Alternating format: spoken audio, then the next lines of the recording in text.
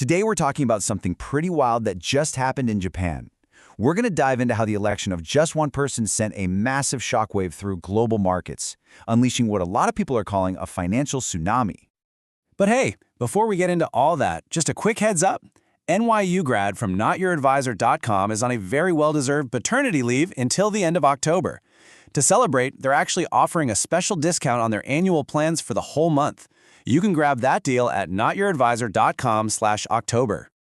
Okay, so picture this. On October 6th, 2025, this number just lit up trading screens everywhere. In a single day, Japan's main stock index, the Nikkei 225, surged an incredible 4.75% to a brand new all-time high. I mean, this wasn't just a good day, folks. This was a historic, explosive rally. So, naturally, the question on everyone's mind was, what on earth just happened? What could possibly cause a move that big? The answer isn't some new tech or a blockbuster earnings report. Nope, it was the election of one single person to be Japan's next prime minister. And that person is Sanae Takaichi, a leader who's already been nicknamed Japan's very own Iron Lady.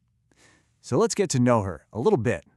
Right after winning the leadership race for her party, this was her immediate promise. And you got to listen to that repetition. Work, work, work, work, work. That's not just a soundbite. That signals a relentless, almost obsessive drive and a huge ambition she's planning to bring to the job. And let me tell you, she is definitely not your typical politician.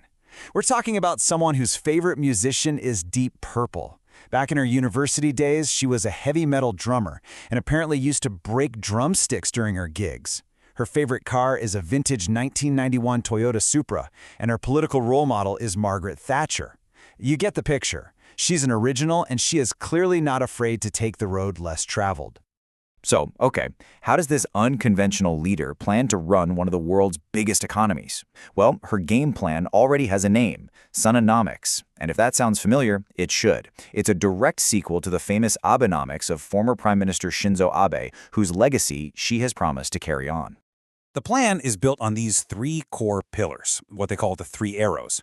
Arrow number one is aggressive monetary easing. She has been a loud critic of raising interest rates. Number two is massive fiscal stimulus. She wants to cut income taxes, consumption taxes, even gasoline taxes.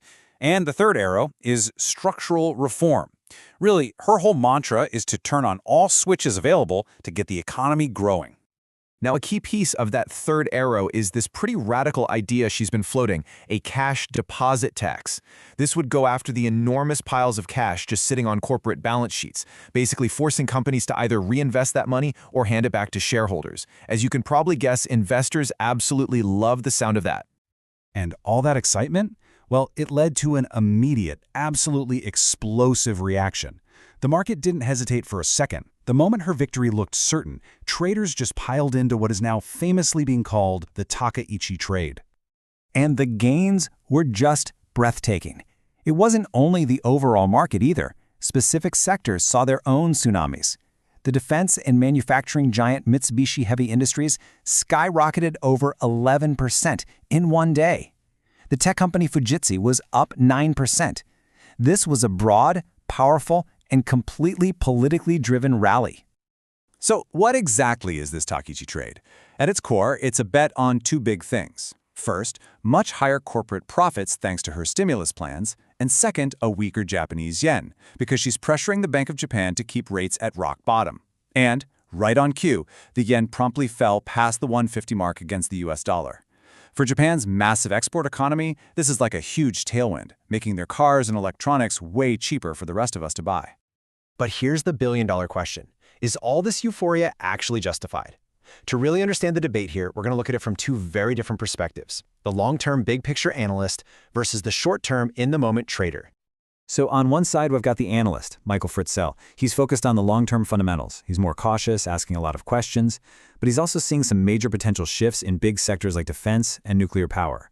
Then on the other side, you've got the trader, Bill Carr. He is bullish, and he's all about following the short-term quantitative data. For him, the weak yen and the intense buying pressure are just clear, actionable signals to get in now. Okay, so we've got two pretty different ways of looking at this. So how do we translate that into some actionable takeaways for you, the investor? What's the bottom line here? All right, from the analyst's point of view, the play here is strategic and patient. He argues that Takaichi's policies are going to fundamentally benefit three key sectors over the long haul. First, you've got the exporters. Think Toyota, Sony, who get a direct boost from that weaker yen. Second, the defense industry, because she's a known hawk who wants to seriously crank up spending. And third, nuclear power, a sector she strongly supports and wants to get reactors restarted much faster.